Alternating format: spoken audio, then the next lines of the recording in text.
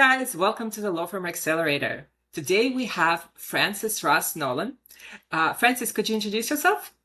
Hi, I'm a divorce lawyer in Birmingham, Alabama. And I have been in private practice for about 20 years now, in my own firm for about 11, starting on my 12th year, I believe, as a business owner. And divorce is pretty much all we do. A little bit of adoption, a little bit of dependency, occasionally, but primarily our bread and butter is divorce or divorce related stuff like modifications or enforcement, that kind of stuff.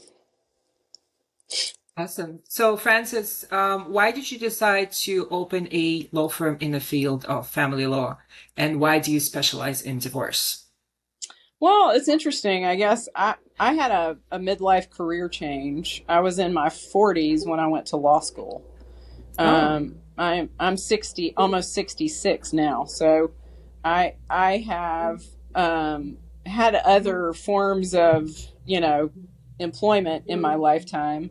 And in those experiences working with other people, I stumbled on a lot of people who were going through divorce and were very frustrated with their lawyers and their lawyers' lack of communication. They didn't understand the process. They didn't know what was happening.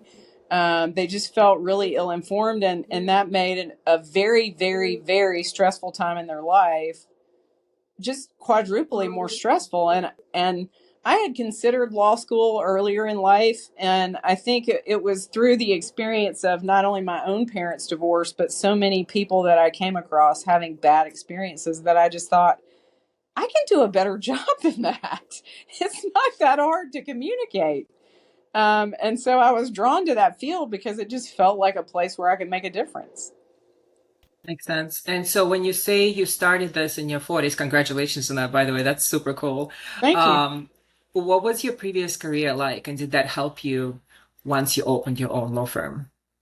Well, I had a variety of jobs that were all sort of some form of sales. I think, for lack of a better term. I mean, I worked in a production company that produced commercials and training videos, and I worked in a sales and sort of production capacity for them for a couple of years before I had my son.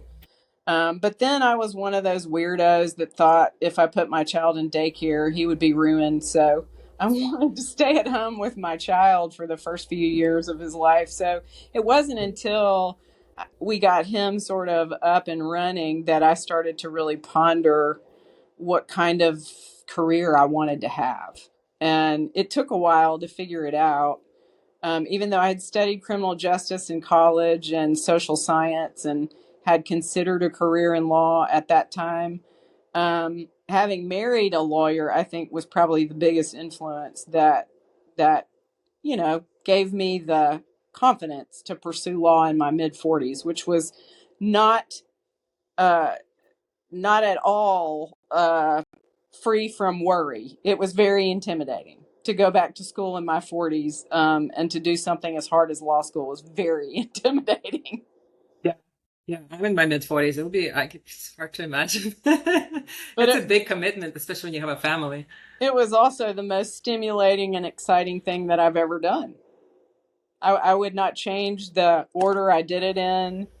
I wouldn't change anything about the choices I've made. I really feel like they were the right choices at the right time for me. That makes sense. And you also mentioned that you are kind of pioneering collaborative divorce in Alabama. Why did you decide to pursue this type of divorce? Well, I don't know if you have ever had an experience in your life where you ran across a person or an idea or a thing and it felt like it was life changing to you, and you felt like all of the forces in the universe were sort of humming and aligned in the moment that you made that discovery. But that's what it was like for me when I learned about collaborative divorce, having had my own parents' divorce as an experience and having watched so many people that I knew go through divorce, and just understanding what makes divorce so miserable, the idea that people could do it in a way that is designed to not gin up the acrimony and to not make it harder was very compelling to me. I thought that that approach was brilliant. And I was very anxious to get on board with that, although my state did not necessarily come right along. It has been an uphill climb to try to get collaborative divorce to take hold here. We have a lot of what I would consider to be conservative thinking, compromises for weaklings, and just some sort of ingrained patterns of thinking that are counterproductive to the resolution of disputes that require compromise. So it has been an uphill battle trying to get collaborative off the ground here, but I have been fortunate to have the experience of doing a lot of collaborative divorces myself, and it has been extremely rewarding, by far the most rewarding part of my career. You're certainly fighting the good fight there because, I mean, from everything from impact on the children to how much people walk away with from the divorce, it's there's no question of which kind of divorce is most beneficial to most families. And it's, maybe not as many lawyers want to do it because it doesn't generate as much income. Oh, it But I does, think, though. That's oh, where does they're it? Oh, wrong. okay. Yeah. It's not Okay. cheap. I didn't know that. It's really not cheap. And I think that's one of the mistakes we made when we first started marketing it here was we thought, oh my Hmm. God, this is going to be so much cheaper. But the truth is, I mean, while it has the potential to be, it isn't always. Just because you do it in a respectful and amicable way does not mean it's going to be easy. Right. It's Right. still a challenge. Um, but I think one of the most compelling statistics that I ever ran across was one that posited that children of high conflict divorce are 48% more likely to become juvenile delinquents. Wow. That's And huge. having been involved in way more high conflict divorce than I want to be involved in, I could vouch for that. I mean, children are really caught in the crossfire, and when they have parents who are warring with each other, the bottom line is that their parents hate each other more than they love their children. And when that is true, the children are just pawns. And I hate that. And in fact, I won't participate in that anymore. I just don't have the stomach for it. And sort of like you, I don't have to do work I don't want to do. I'm not greedy. I have plenty of money. I have plenty of business. I don't have to take cases that are abhorrent to me on some sort of value level. I don't have to do that work anymore. So I'm grateful for that. But to the extent that people do opt for a collaborative process, they are not necessarily opting for something that is immediately straightforward and simple and fast. That's interesting. So you just mentioned that when you began to market this, you kind of weren't sure where you were going to end up financially. Um, and so you've been marketing your law firm. You've had your law firm for 11 years. Is that right? Mm-hmm, mm-hmm. So talk to me a little bit about your marketing. This is a podcast about marketing. So let's talk about some of the things that worked for you marketing yourself as a collaborative divorce lawyer. Maybe some things that haven't worked well for you. What kind of tips can you share with our listeners? Well, I think if I'm going to be honest, I would have to say that the lion's share of the marketing, if you want to call it that, that has ever been done is word of mouth. I mean, because I was a leader in the collaborative movement, I had a lot of opportunities to talk to various groups about it, which I did. But I also had the privilege of being involved in some of the first collaborative divorce cases that were accomplished here. And those, to the extent those were good experiences for people, they spread the word, they spread my name. And so over the course of time, I would just say the bulk of the marketing that we have done has been related to just being good lawyers, doing good work, and having a reputation in the community that is spread by word of mouth. And there were years of our practice where we did nothing but that. And I don't think that it hurt that I originated in a firm that was probably one of the best in the state. I was there for 8 years. So when I left, I had kind of already built a reputation in a firm where high profile clients were constantly coming through the door, where a brand had been established that was known throughout the state. And so association with that probably yielded a lot of confidence from people looking for a lawyer. Um, but beyond that, there is a magazine in our city that is city focused that we advertised in every year. We did it more as a branding um, than a true marketing, but we were recognized every year in this magazine as being top lawyers in our community. And so we have every year put an ad in that magazine, in the edition that highlights the top rated lawyers. um we've done other stuff. I mean, we've made mistakes too. We paid a whole lot of money for a position in a Vanity Fair that Mm. we thought was something different than it turned out to be. And that was a total flop and a total waste of money. So a lot of it has been trial and error. And, like using Thomson Reuters and some of those just lazy marketing approaches, we've made those mistakes, and we've had to extricate ourselves from those contracts that are just a total waste of money. But beyond just paying a lot of attention to the detail of how our websites were created, and then there was a long period of time where we published weekly blogs. I would say we've been pretty lazy about marketing. So for our listeners, there's a couple of things that you've mentioned that are extremely powerful. You mentioned placing an ad and then, winning a local contest, placing an ad in a local newspaper or a new local magazine. And when you do that, what you're doing is you are telling Google, this is who we are and this is where we are located. Now, for a small local business, that means you are setting your entity up as being directly relevant to the city where you're practicing, or could even be the neighborhood where you're practicing if you're like in a place like New York City.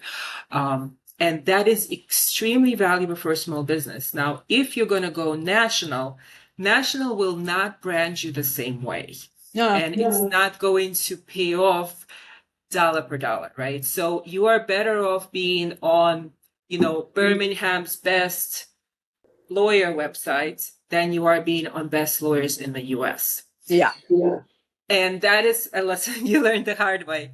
But I have sometimes folks come to me, my clients, because they run a new thing, they do usually buy me, and they say, well, I have this whatever interested in, collecting money for something. And my response usually is, have we maxed out your local yet? Have we maxed out your local website, your local newspaper, your local magazine, your local B&B? Let's do that first. Less money and more effect. So should you want to add additional marketing dollars, stick with as much local as you can, even if it's like a local food blogger who says, these people gave me good advice. That is actually very, very helpful because, again, it helps you brand.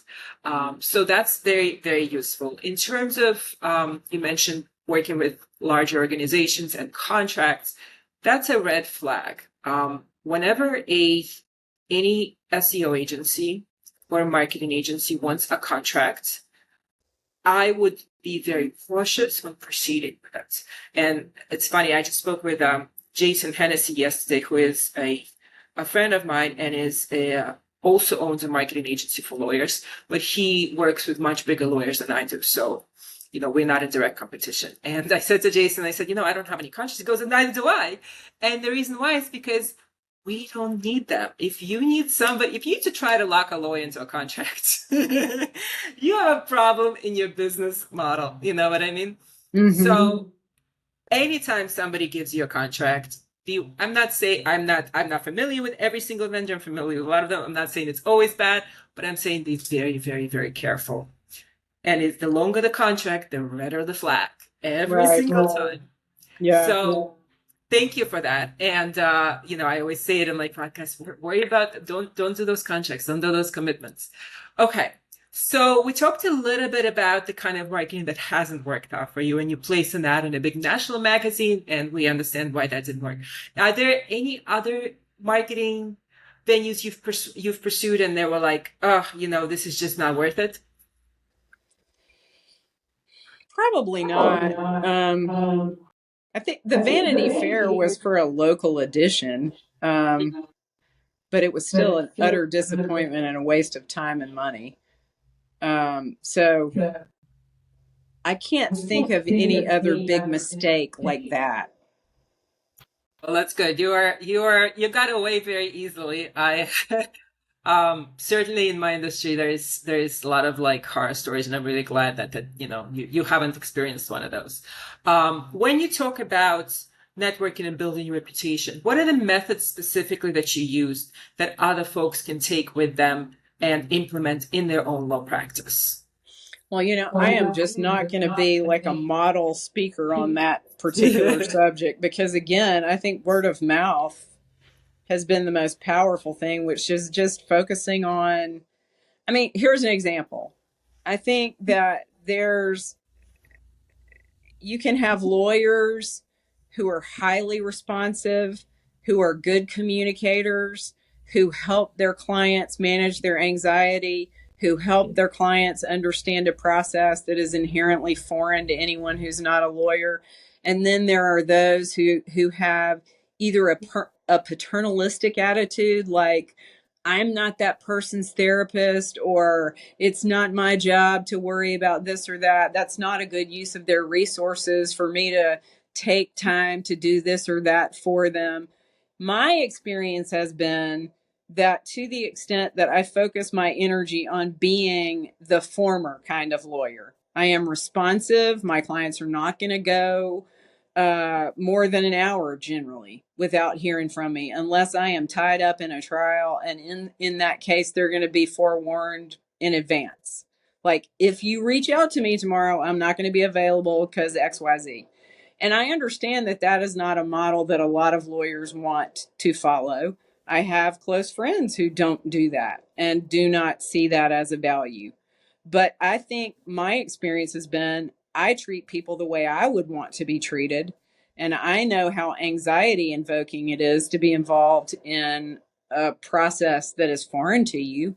And so, to the extent that I can eliminate people's unnecessary fears and angst, I do it. And I think that is the reason why my reputation has been good, because I prioritize my clients, I prioritize responding to them, I prioritize making sure they understand, I prioritize helping them to manage their anxiety and expectations.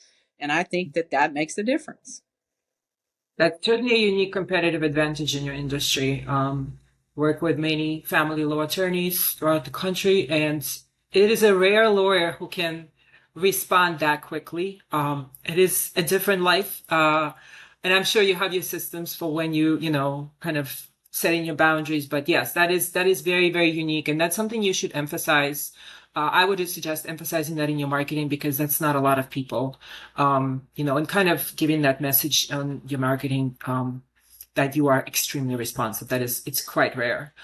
So you came from the world of sales, and I love that because I talk to so many lawyers who have a hard time closing clients. They may have the best product and the best, and the best way to handle that case, but they just have a hard time closing and getting the client to sign because it's such a nerve-wracking situation.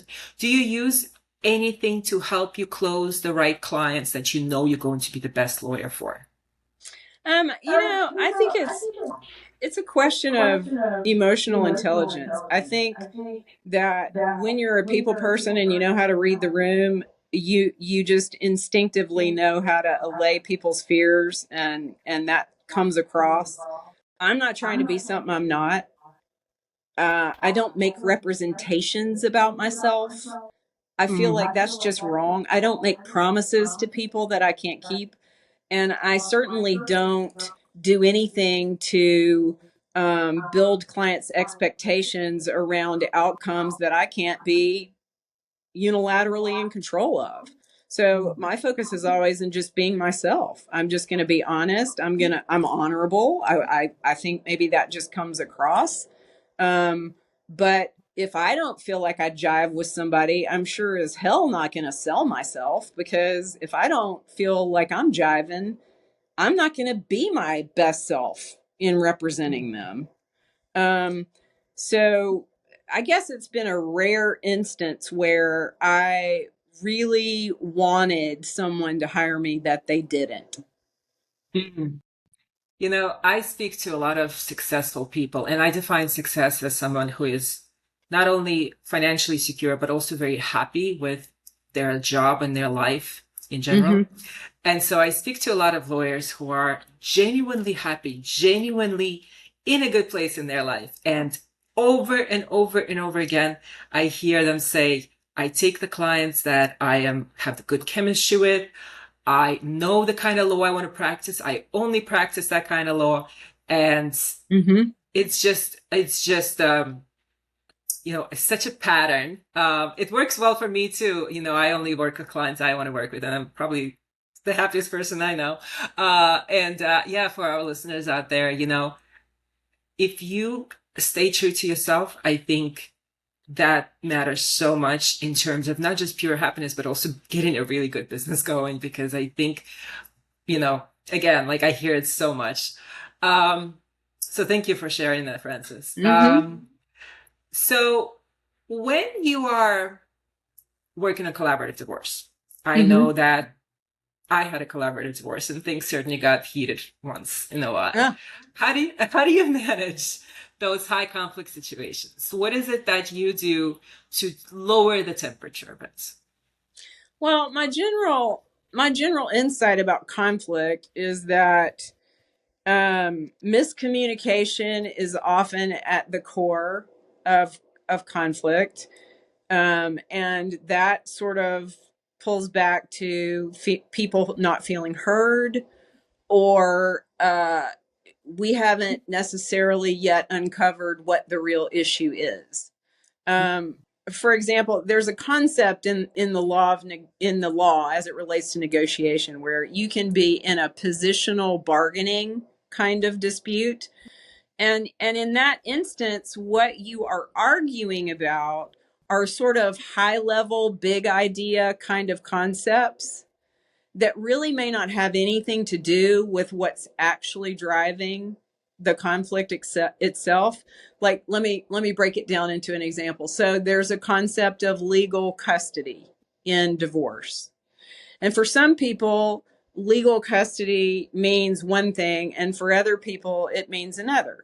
So if someone is taking a position that they need sole legal custodial control, if you don't begin to ask questions to try to make sure you understand them, to uncover what's really at work there, then you just get to an impasse very quickly. But if what they are really worried about is that the other parent won't help the child with their homework, or that they won't have any way of navigating conflict if they have to make decisions together, or, you know, they don't want their children to go to this person's church instead of their church. You can't really find the compromise that scratches everybody's itch.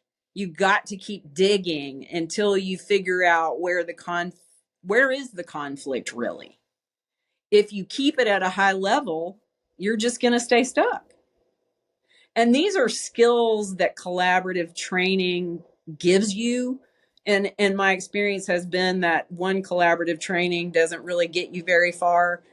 You have to do a lot of training, and then you have to do a lot of the work to really begin to develop the insight necessary to navigate those situations. And they're all a little bit different, and some can be more painful than others. And a lot of it depends on how resilient or rigid your client is. Some people are very reluctant to have their perceptions reframed. They don't want to rethink how they're looking at something, or maybe they're not in touch with their own feelings and they're not really in touch with what's motivating them to take a position. And so it does require some sort of high level communication skills and trust which hopefully has been built with the client over time, so that you can do the sort of excavation necessary to get at what's really going on and find a compromise. So collaborative training is important, but it almost sounds like, you are using some skills taught in the business world of dispute resolution. Highly And possible. because I know that when I come to a negotiating table, I'm not dealing with divorced people, but I'm dealing with people who think they want different things. But when you get them to start talking, sometimes they don't want different things. Sometimes they're complementary things. You will not know that unless you get them to start talking. And I love that approach. I think that's coming from your business experience. And certainly probably from the collaborative divorce experience as well. But I haven't had, that kind of training, but the business stuff is very relatable. Well, and I'm also old, so age I think is a huge component of that. That's funny. Okay.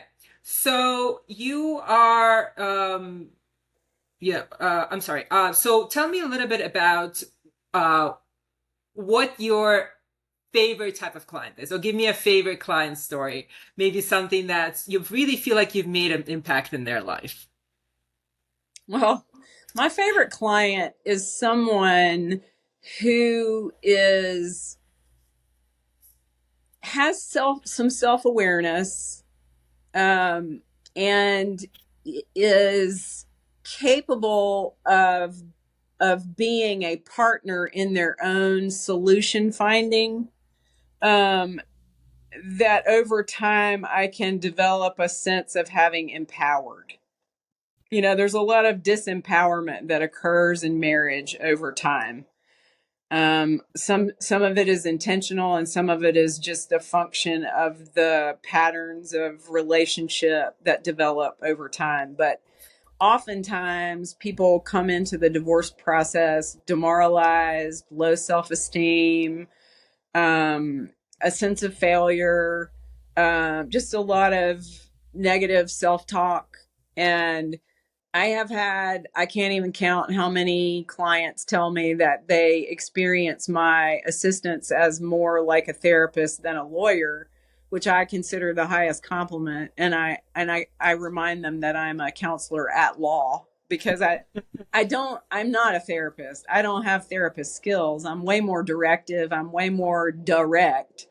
And I tell people really hard things, but, I also think that I have a pretty good degree of empathy and a lot of insight into human nature, just from being as old as I am and having the varied career and the training that I've had. So, I think those are the clients that I appreciate the most, the ones who are willing to let me empower them through the process to be their best selves and to leave a marriage in a better place than they thought they would.